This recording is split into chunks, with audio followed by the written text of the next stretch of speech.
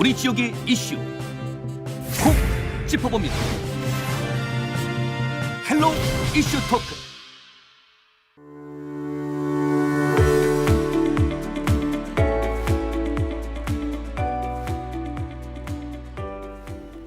이슈토크입니다. 윤석열 당선인이 2035년부터 내연기관 자동차의 신규 등록을 금지하겠다고 공약했습니다. 친환경차 전환은 국제사회 움직임에 발맞춘 것이지만 자동차 산업에 미칠 파장도 만만치 않을 것으로 보이는데요. 국내 자동차 부품 산업의 26%가량을 불경이 점유하고 있는 만큼 지역 업계의 대응 실태와 함께 어떤 지원책이 필요할지 이야기 나누겠습니다. 이번 시간 김용현 한국폴리텍대학 자동차학과 교수와 함께합니다. 어서 오시죠. 안녕하세요. 예. 네. 세계 각국에서 이미 내연차 퇴출을 선언한 만큼 친환경차 생산은 이제 선택이 아닌 필수가 된 것 같습니다. 네. 실제 자동차 업계 동향을 살펴보면 시간이 갈수록 친환경차 비중이 빠른 속도로 늘고 있는데요. 네. 어느 정도인지 먼저 말씀 부탁드립니다. 네. 말씀에 앞서서 예. 친환경 자동차에 대한 용어 정리를 좀 해야 될 것 같은 게요. 정부가 2035년도에 이 친환경 자동차에서 하이브리드 자동차를 이게 빼겠다고 얘기했습니다. 예. 그래서 오늘 이제 우리가 나누는 대화에서의 친환경 자동차는요, 전기 자동차와 수소 전기 자동차를 가지고 말씀드리려고 하는데요. 수소 전기 자동차는 사실 시장에서 몇 프로 되지 않습니다. 예. 그래서 대부분 이제 전기 자동차를 가지고 말씀을 드려야 될 것 같습니다. 2014년도 기준으로 해서 당해년도에 그 신규 등록한 친환경 자동차가 약 0.01%입니다. 근데 이제 2022년도에는 0.98%라서요.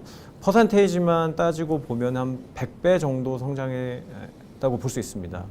더욱이 그 코로나 사태라든지요, 또 예. 자동차 반도체 대란이라든지 이런 여러 가지 악조건 속에서도 이런 성장했다라고 하는 것은 상당히 이제 긍정적으로 볼 수 있는데, 사실 우리가 여기 숨어 있는 통계 이면을 좀 봐야 됩니다. 예. 1%이거든요, 신규 등록률이. 그렇다면 우리가 이제 길가에 돌아다니는 많은 차 중에 99대가 아직은 내연기관이라는 것이고요. 아직은 그 중에 한 대가 이 친환경 자동차라고 하는 것입니다. 예. 그래서 대부분 주력은 아직까지는 내연기관에 쏠려 있다라고 보면 될 것 같습니다. 예. 통계치로 봤을 때는 아직까지는 매우 적은 수치다 이렇게 네, 말씀을 맞습니다. 해주셨는데요. 네. 친환경차로 전환하기 위한 이 내연차의 퇴출이 국내 자동차 산업을 위태롭게 할 수 있다, 이런 일각에서는 우려의 목소리도 내고 있는데요. 내연차 퇴출에 따른 업계의 변화 어떻게 예측할 수 있을까요? 당선인께서 대략 5년 정도 빨리 이제 내연기관차를 이제 그 몰아내고 예. 친환경 자동차 중심으로 가겠다라고 말씀을 하셨습니다. 업계에서는 이제 이 시기가 당겨지니까 조금 당혹스러워하는 것은 사실이고요. 그래도 그 우리나라에 대표하는 그 현대기아 자동차 같은 경우는 수소 전기 자동차를 세계 처음으로 양산을 했고요. 예. 그 다음에 이제 전기 자동차 라인업을 어느 정도 구축해서 여기에 대한 대응을 이제 조금씩 해왔었습니다. 반면에 이 르노나 그 다음에 쌍용, 이 쉐보레 같은 경우는 친환경 자동차의 생산 시설이 아예 없거나요, 아니 본사로부터 물량을 받지 못한 상태이기 때문에 앞으로 이 시기가 당겨진다면 사실 매우 어려울 수가 있고요. 예. 여기에 같이 묶어져 있는 그 중소기업이라든지 영세기업도 상당히 그 경제적 여파를 직면할 수 있을 것으로 보고 있습니다. 예. 대응이 가능한 기업들, 이외 기업들 역시 네. 타격이 상당할 것으로 네, 보이는데요. 맞습니다. 10년, 20년 뒤에는 내연기관 자동차가 이제 세계 시장에서 완전히 퇴출될 것으로 보입니다. 네. 자동차 업계에서는 완성차 업계가 받는 충격보다 영세 부품 업체 충격이 더 클 것이다, 네. 이런 예상이 있는데요. 이유는 무엇입니까? 자명합니다. 예. 영세기업은 자금력이 부족한 건 사실이죠. 예. 그래서 내연기관에 있던 시설을 친환경 자동차로 전환하기 위해서는 그 막대한 생산 시설 비용이 들어가죠. 예, 그렇죠. 두 번째는 뭐 직원들을 다시 고용하거나요, 있는 직원들을 새로운 직무에 맞춰서 재교육을 시키려면 역시 그것도 교육 비용이 들어갑니다. 그런 걸 감당하기가 쉽지가 않을 것이고요. 두 번째는 이제 수익성을 말씀드리고 싶어요. 이제 내연기관에서 친환경 자동차로 넘어가면 최소한 부품이 30% 이상 전환됩니다. 예. 또 감축되기도 하고요. 전환과 감축이 동시에 이루어지는데 당연하겠죠. 적은 부품만 생산해야 되니까 이익도 적게 줄어들 것이고요. 그러면은 거기에 따르는 뭐 연구개발비로 투자도 안 될 것이고, 그러면 역시나 다시 또 부품 생산량이 줄어들 것이고, 이런 악순환이 계속 반복되고, 또 그게 영세 기업에 집중적으로 아마 그런 부정적인 영향이 돌아갈 것으로 예상합니다. 예, 생산 라인을 구축하거나 인력 또 새로운 시스템으로 전환하기까지의 막대한 자금력이 필요하다 이렇게 말씀을 해주셨는데 그렇다면 그 충격을 조금 최소화하기 위해서 또 어떤 방안이 또 마련돼야 할 것으로 보이십니까? 여러 가지 방법이 있습니다. 예. 근데 사실 뭐 이제 지금까지는 대부분 초점이 그 자금 예. 위주로만 이렇게 해왔습니다. 하지만 이제 우리가 시나 정부가 한계가 있죠. 뭐 곳간도 늘 열어줄 수는 없겠죠. 예. 그래서 특히나 이제 부산 지역만 이렇게 놓고 본다면은 녹산지역공단이나 또 인근 지역을 중심으로 해서 영세한 기업들이 여러 군데가 있습니다. 이런 군데를 이렇게 하나로 묶는 방식을 좀 제안드리고 싶습니다. 예. 이걸 다름 아닌 구조조정 펀드라고 하는데요. 그러니까 동일 직무라든지요. 같은 생산의 유형끼리 이렇게 하나 한 곳으로 통폐합시킨 다음에 외부 자본을 끌어들이게 되면 이 볼륨이 커집니다, 회사에. 예. 그렇게 되면은 일단은 그 대기업과의 어떤 협상력도 높아질 수 있는 것이고요. 또 이제 그러면서 생산한 부품에 대한 시장을 다변화할 수 있습니다. 더불어 이제 자금이 운용이 잘 되면 이제 창의적인 설계도 가능하기 때문에 예. 기존 업체보다 다른 업체로 또 부품 공급도 할 수 있는 거고, 따라서 이제 이러한 구조조정 펀드를 좀 이제 말씀드리는 이유가 예. 사실 이제 부산 지역을 중심으로 한 대부분의 기업들이 영세합니다. 그래서 살아남을 수 있는 방법은 지금으로서 뭔가 특단의 조치를 취하지 않으면 상당히 앞으로 더욱더 힘들어지기 때문에 이러한 방법을 중심에 두고 이제 운영하는 게 어떨까 하고 제안드려 봅니다. 예, 사실 부산 지역에 말씀하셨듯이 영세한 부품 업체 기업들이 많기 때문에 이들이 또 무너지지 않게끔 잘 보완책이 마련돼야 할 것 같다 이런 생각도 드는데요. 사실 지금도 자동차 부품의 가격이 치솟고 있고 친환경차의 비중이 높아지면서 일부 업체는 문을 닫기도 하는 등 많은 어려움을 겪고 있는 게 현실입니다. 부산 지역의 자동차 부품 산업 현황에 대해서 먼저 살펴볼까요? 네, 규모면으로 보면 예. 전국에서 한 6번째 정도라고 이렇게 말씀드리고 싶습니다. 하지만 이 60% 이상이 10인 미만의 그 종사자들을 가지고 있기 때문에 굉장히 영세하죠. 예. 최근에 그 부산연구원에서 이러한 기업 100군데를 선정해서 조사를 해봤는데 80% 이상이 친환경 자동차의 전환이라든지요, 그 다음에 그 생산 전환이라든지 어떠한 이런 것들에 대해서 아직까지 준비되어 있지 않다라고 얘기하고 있습니다. 예. 그래서 이 부분에 있어서 앞서 언급해드린 대로 정부나 시에서 이 특단의 조치를 취해서 이 친환경 자동차로 전환해서도 살아남을 수 있는 그런 기업을 육성했으면 합니다.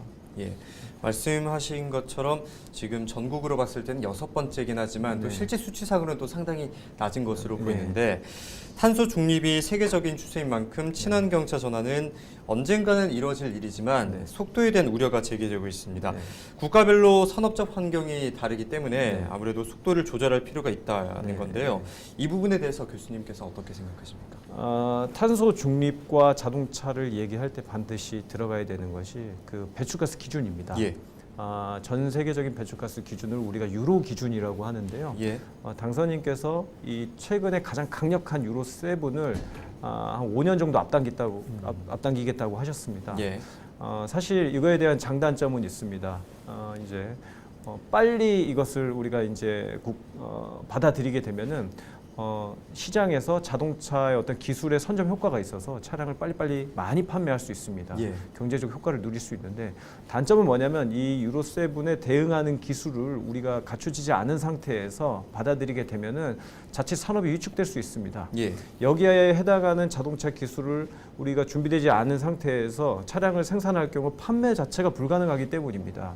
그래서 여기에 대한 속도는 우리나라 산업이 현재 이런 그 탄소나 그다음 저탄소 정책이나요, 아니면은 우리가 배출가스 기준에 적합한 기술이 어느 정도 완성되는 것을 보고 보수적으로 좀 접근하는 게 좋겠다고 그렇게 생각이 듭니다. 네, 지금까지가 저희가 살펴본 것은 친환경차 전환 속도에 대한 의견에 대해서 말씀을 해주셨는데 그렇다면 여기서 또 한번 짚고 넘어가 볼 것이 내연기관과 또 친환경차의 차이점에 대해서 한번 말씀해 주실까요?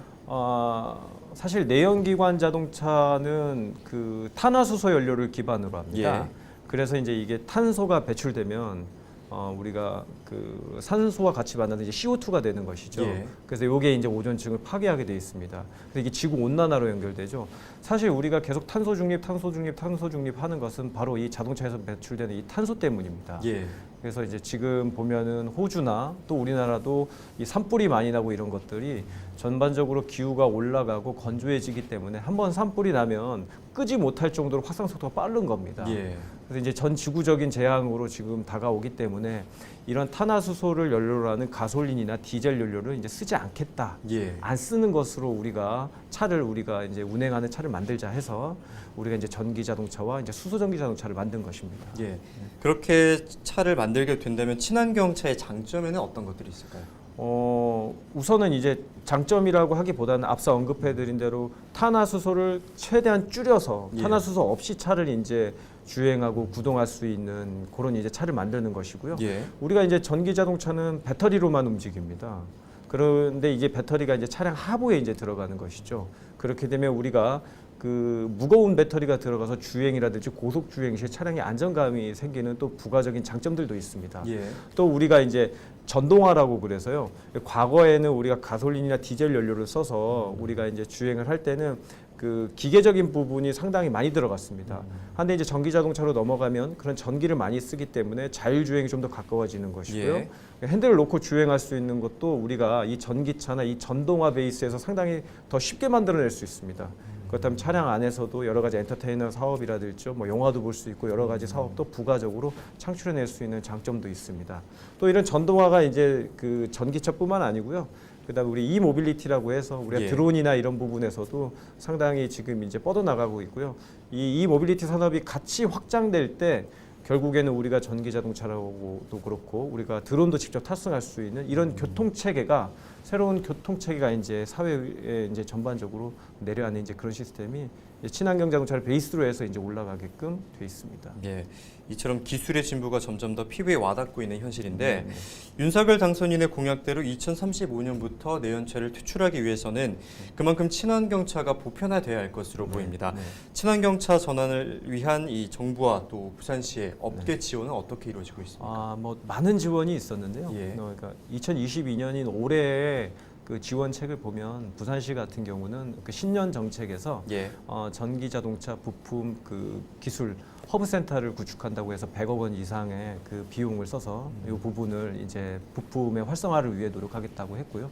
또 중앙 정부 같은 경우는 작년과 또 동일하게 그 친환경 자동차로 어떤 사업을 전환할 때 필요한 그 자금의 이자를 정부에서 감면해주는 그런 정책을 지속 추진한다고 하고 있습니다. 네, 시대 흐름에 맞게 정부와 또 각 지자체마다 지원책을 마련하고 있는 모습인데 정책 추진에 따른 사회적인 파장이나 또 업계에 미칠 영향을 생각해 본다면 그렇게 간단하게 추진할 수 있는 문제는 아닌 것 같습니다. 네. 2035년까지 내연차를 퇴출하기 위해서 차기 정부가 우선적으로 해결해야 할 과제는 어떤 것들이 있을까요?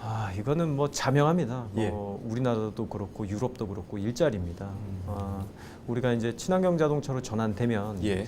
일자리의 3분의 1이 내연기관에 있는 일자리의 3분의 1이 사라집니다. 그래서 사실 이러기 때문에 이제 노사 간의 분쟁이 굉장히 많이 발생하고 있고요. 일례로 작년 말쯤에 그 기아자동차 광명공장에서 예. 광명공장 자체를 회사 측에서 이제 전기자동차 전용 생산 시설로 바꾸려고 했지만 노조의 반대로 지금까지 되지 않고 있습니다. 현대자동차도 마찬가지입니다. 아산공장에 그 EV6 아이오닉 그 세단 물류를 배정해서 예. 양산하려고 했지만 그 노조의 반대에 막혀서 아직까지 생산이 되지 않고 있습니다. 사실 노조 입장에서는 당연하죠. 물량을 받아들이면 지금까지 그 일을 했던 많은 노조원들이 근무를 못하는 사람들이 그렇죠. 있기 때문에요. 근데 이게 지금 이제 시작일 뿐이고요. 아마 이게 점차적으로 확대가 된다면 이게 이제 대기업뿐만 아니고 중소기업에서도 생산 인력에 종사하는 사람들의 많은 사람들이 이제 그 감원이 되거나 아니면 직종을 전환해야 되는 그런 이제 시기가 곧 도래할 겁니다. 예. 따라서 이런 부분을 또 잘 준비를 해야죠. 일자리 부분을 어떻게 전환해서 이제 가져갈 것인가. 또 두 번째는 이제 충전에 대한 인프라입니다. 사실 지금까지 중앙정부나 지방정부가 이 친환경 자동차를 보급하는 데 있어서 초점은 뭐였냐면 구매 보조금이었습니다. 예. 그래서 어떻게 하면 싸게 친환경 자동차를 살 수 있을까에 맞춰 왔는데 이제 그렇게 해서 저변화 시켜 놓으니까 충전 시설이 부족해서 대부분 사람들이 많은 불편을 겪고 있습니다. 그렇죠. 이런 부분에 있어서는 최근 서울시에서 구매 보조금과 버금가게 이 충전 인프라 시설을 늘린다고 했기 때문에요. 이 부산시에서도 이런 부분은 한번 이렇게 귀추를 주목해 볼 필요가 있다고 생각합니다. 네, 그 불편한 점으로 대두돼 왔던 게 바로 충전 인프라였지 않습니까? 또 당선인의 공약대로 차기 정부에서 시행이 된다면은 중앙 정부뿐만 아니라 부산시 차원에서의 각고의 노력도 필요할 것으로 보이는데요. 이는 비단 부산 지역의 문제뿐만 아니라 전국적으로 안고 있는 고민일 것 같은데 부산 지역 부품업계의 생존을 위해서 어떤 대책이 마련돼야 한다고 보십니까? 앞서 언급해드린 대로 사실 가장 필요한 건 자금입니다. 예. 네, 자금이고요. 또 부산 지역 부품업체가 살아남기 위해서는 사실은 그 기술력이 좀 많이 필요하죠. 그래서 우리 지금 인근에 있는 대학과도 함께 그 기술력을 공유해서 대학 연구실에서 어떠한 이제 그 기술에 대한 부분을 많이 좀 산학을 통해서 해결할 수 있는 방안도 검토해 볼 필요가 있을 것 같고요. 예. 또 그렇게 해서 우리가 이제 영세 기업을 기술 중심의 강소 기업으로 전환하는 곳에서도 그래서 부산판 실리콘밸리와 같은 그런 기업으로 전환하는데 또 좀 노력을 해야 될 것 같습니다. 예. 또 앞서 언급해드린 이 구조조정 펀드라든지요. 이런 부분은 사실 기업 입장에서 먼저 좀 열린 마음으로 검토를 해야 됩니다. 아무리 좋은 정책도 사실은 시에서 추진하는 데는 한계가 있습니다. 또 시의 예산도 한계가 있기 때문에 같이 살아남기 위해서는 이 영세한 기업들이 서로가 함께 이 방안을 이겨내갈 수 있는 방안, 서로 이렇게 뭉쳐가지고 등치를 키우고 외부 자금을 받아들일 수 있는 방법에 대해서도 열린 마음으로 이렇게 적극적으로 접근해야 된다고 생각합니다. 예. 2035년부터 무조건 내연차 등록을 금지하겠다는 것은 지금으로 봤을 때는 시기상조일 수 있겠지만 언젠가는 시행될 수밖에 없는 정책인 만큼 지금부터 꾸준하게 대책을 마련해야 할 것으로 보이는데요. 내연차 퇴출에 따른 사회적인 피해를 최소화하기 위해서 어떤 방안들이 필요하다고 보십니까? 예를 하나 드려보겠습니다. 예. 그 독일의 그 BMW사에서 그 수석 엔지니어가 최근에 했던 발언인데요. 예. 내연기관 차를 없애지 않겠다. 없애지 않고 내연기관 차를 최대한 기술을 업그레이드해서 그 전기 자동차에 버금가는 수준으로 우리가 그 탄소 배출량을 줄이고 예. 그 다음에 유로 7의 가장 강력한 배출가스 기준을 넘겠다고 얘기했습니다. 그리고 그게 가능할 거라고 내다본다고 얘기했습니다. 사실 이게 우리한테 시사하는 바가 큽니다. 지금 당장 99%인 내연기관을 몰아내지 말고 예. 지금 우리가 내연기관에 연구개발비를 투자해서 우리가 최대한 내연기관을 살려서 끌고 갑니다. 어차피 그 친환경 자동차로 전환해야 되는 건 당연합니다. 예. 한데 아직까지 준비가 돼 있지 않기 때문에 필요한 건 시간입니다. 예. 시간이고 속도를 늦추는 건데 그 사이에 운송을 담당할 수 있는 부분을 운송도 담당하지만 또한 친환경적인 차를 우리가 만드는 겁니다. 그게 이제 내연기관 중심으로 해서 최대한 쓰고 그다음에 그 사이에 벌어진 시간만큼 우리가 전기 자동차로 전환하고 또한 이런 고용 부분도 우리가 준비해서 잘 전환하고 해서 안정적으로 착륙할 수 있도록 친환경 자동차로 착륙할 수 있도록 이런 부분을 정부에서 준비했으면 하는 게 작은 바람입니다. 네. 단지 그냥 내연기관 차를 밀어내기만 하는 것이 아니라 이 두 가지 방안을 좀 접점을 찾을 수 있는 또 네. 사회적인 충격을 최소화할 수 있는 방안이 마련돼야 할 것 같습니다. 오늘 말씀 고맙습니다. 네. 기후 위기 시대를 맞이해 친환경차 전환이라는 세계적인 흐름을 피할 수가 없는데요. 당장에 해결해야 할 과제가 많은 만큼 위기를 기회로 만들기 위한 정부와 지자체 그리고 업계의 노력이 필요한 때가 아닌가 생각합니다. 헬로이스토크 여기서 마칩니다. 함께해 주신 여러분 고맙습니다.